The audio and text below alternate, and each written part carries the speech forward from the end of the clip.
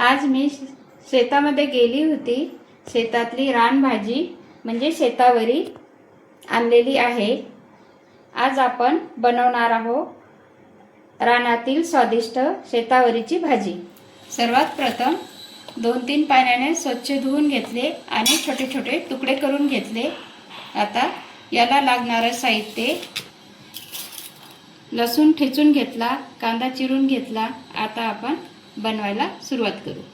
कढई गरम झालेली आहे। याच्यामध्ये 2 माप तेल टाकून घेत आहे।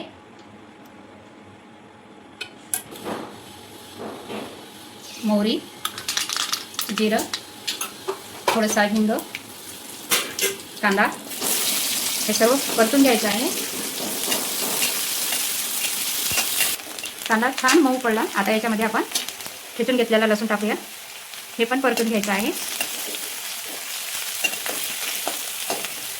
याच्यामध्ये थोडीशी हळद, लाल तिखट आवडीनुसार आणि मीठ हे परतून घ्यायचं आहे।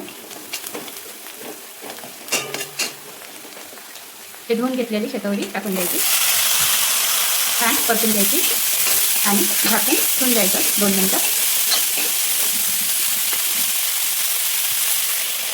2 मिनिटं झालेले आहे। आता आपण परतून घेऊ। भाजी बघा कशी दिसत आहे, छान। आणखी याच्यावरती झाकण ठेवून 2 मिनिटं ठेवू।